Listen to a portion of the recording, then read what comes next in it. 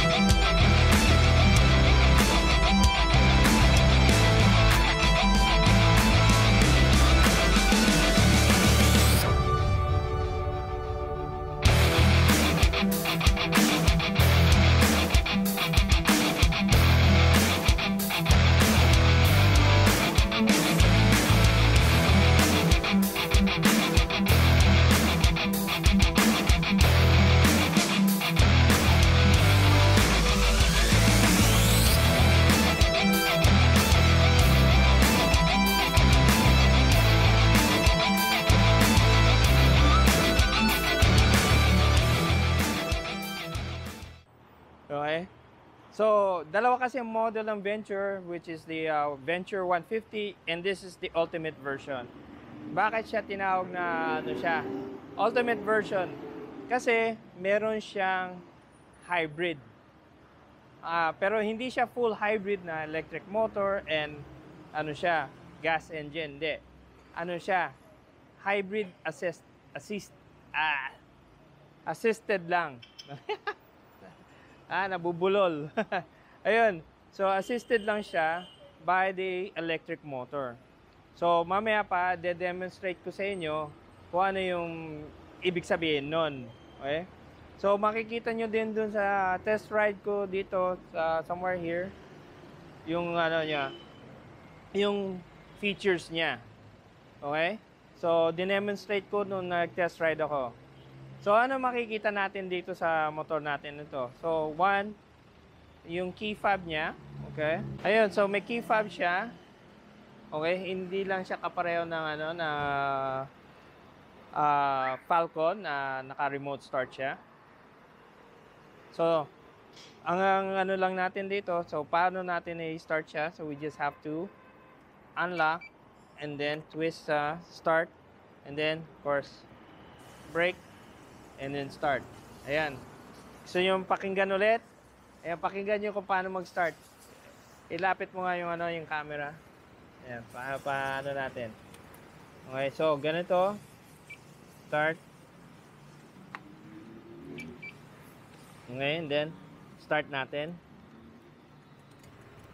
Oh. Nadinig nyo, no? Wala kayo nadinig talaga na starter talaga nagpa-start siya.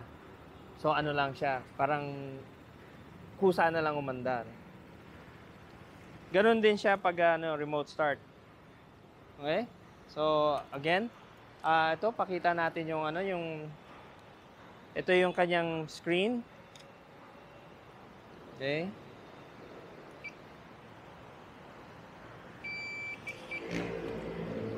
So, yan yung startup screen niya. Ayan. So, makikita mo lahat yung mga niya. So, ABS, signal lights, high beam, tapos yung auto start stop niya. And then, at the same time, makikita nyo kung ano yung mga temperature, ambient temperature niya, time, yung battery, yung backup battery niya, tapos yung tire pressure niya. And then, of course, on this other screen, nandito din yung mga fuel consumption niya. Okay? Yung RAN niya, tapos yung maximum speed niya. And then you could actually dito papalitan nyo yung menu niya there. So makikita mo fuel gauge niya. And then yung temperature ng makina yan. Okay? And then of course yung time niya, pwede mo i-set yung time setting yan. And then you can change again. Yan, loading. There. Yan naman yung camera. Although wala kasi yung kanyang USB, so hindi yung SIM card niya or yung data card niya, so wala siya nakakabit, so hindi tayo makapag-record. But makikita nyo you have both front and rear camera. Okay? And then of course yung version ng sasakyan. And then of course kung ano yung information na gusto mo lang makikita. Right? So yan yung kanya sa niya, tire pressure niya. And then balik tayo dito sa main screen niya. Okay? So, makikita mo dito kung ano yung fuel gauge niya, then yung signal strength for your Bluetooth, pag kinonect mo siya sa Bluetooth. Okay? So, yun po. Tapos ito, odometer, trip meter mo. Okay? So, yan. Pwede mo back, then there. You can actually see the driving time mo. So, you have, may 15 hours na, may siya, 2.6 kilometers per liter siya. 2.6 liters per 100 kilometers. Yun pala. Okay, sorry. Tapos, go down, tapos voltage, average speed mo is 47. Ayan. Okay?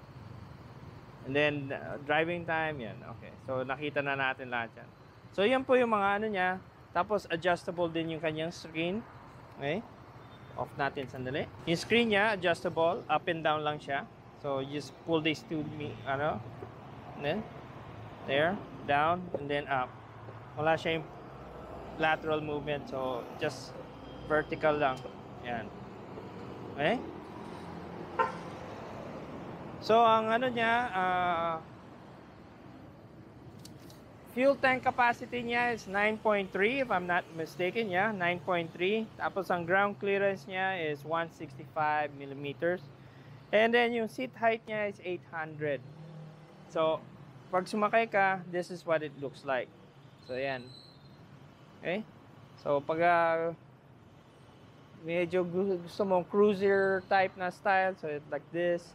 Or kung gusto mong and then, pillion rider natin, of course, maganda yung peg niya. Very beefy yung peg niya. Or kung gusto mo medyo aggressive ka, dito may ilalagay yung paa mo. Pero of course, dito dapat tayo. So, makikita mo, it's virtually 90 degrees yung paa mo dito. So, hindi siya very aggressive. Talagang relax ka dito. Plus yung back mo, wala kang issue. Talagang upright na upright ka. So pag long distance ride, which hopefully one day may hiram ko to dito sa Motor Hub. Kung pahiramin nila ito for a long distance ride. Kahit lang, kahit up to Tarlac lang. Para masubukan lang. Sa Twisties, sa Monasterio, which my favorite place I go to on the weekend. So, yun. Okay? And doon ko masusubukan yung comfort niya. Okay? So, dito yung natin. Ito yung pag-activate ng start-stop niya. Okay? There. And then yung controls natin for the traction control here. So, off and then on. Hazard lights natin. Headlights natin. And then of course, start. And then dito naman is the controls para dun sa menu kanina, dun sa screen. And then of course, high beam, low beam, and then your signal light. And of course, yung busina natin. Okay? Fully adjustable yung mga levers niya. So, kasi these are brake levers. So, pwede nyo i-adjust ng pwede yung lumapit para pag hindi magandang stretch ng kamay nyo. like for me, medyo maano na to, malayo na to. So I would actually adjust it to be closer para medyo nakaganon na yung kamay ko. So pag ano, ganun din ito. So bring it closer. Maganda yung side mirrors niya. They're very wide and you can actually see. Kasi kung nung ako nag-test ride, it was very good. So hindi siya ano, it's not hard to look over. Hindi mo masyado kailangan look ganun-ganun yung ulo mo. So maayos lang. Hindi mo kailangan galaw yung ulo mo. Just your peripheral visions mo, makikita mo. It's good enough to see the sides. Okay? And then of course, for the gas tank, siyempre, unlock, press, and all the way through. There. So yan. Okay? So yan yung gas tank niya. Kagandaan lang dito, may tali na siya nakaano, so you could actually just leave it there habang ginagas siya. There. Ayan, close. Meron na siyang USB dito. Tigas. Ayan. So may USB socket siya dito. Okay? And tapos dito sa loob dito, meron din siyang yung parang cigarette na power outlet nandito. Ewan ko kung nakikita. Ayan. Kita mo ba? So, nandito siya. Ito. Ano, may lighter siya. May switch pa din siya. Yun, So, may switch siya din dito. Okay? Okay? So, okay. So, yun lang siya. Very comfortable siyang i-ride. Kung tutuusin. Subukan natin yung mga ilaw niya. Okay, so yun ang hindi pa nakikita. Let's start it. Okay. Yan lahat ang ilaw niya. High beam, low beam. Okay. Tapos tignan natin yung ano niya, yung sa likod. Let's look at the back. So ganda ng ano ng kanyang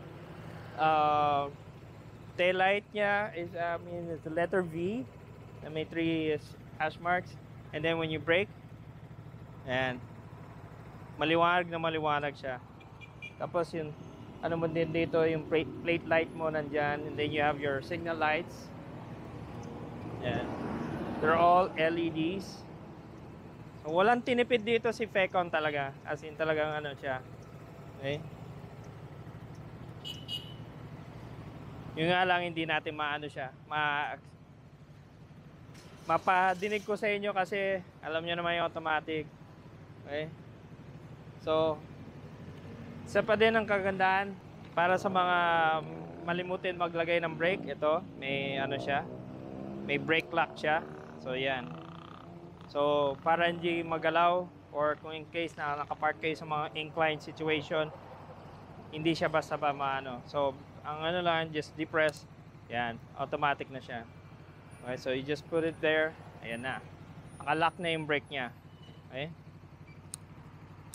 There. Okay? So, very impressive ito.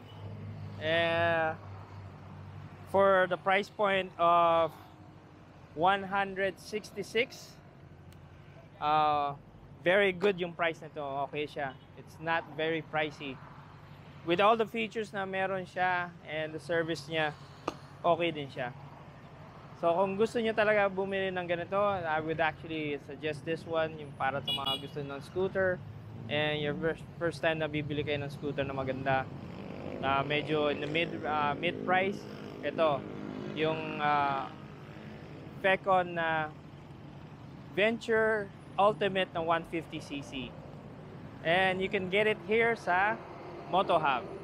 Okay? Next bike, Slick 150.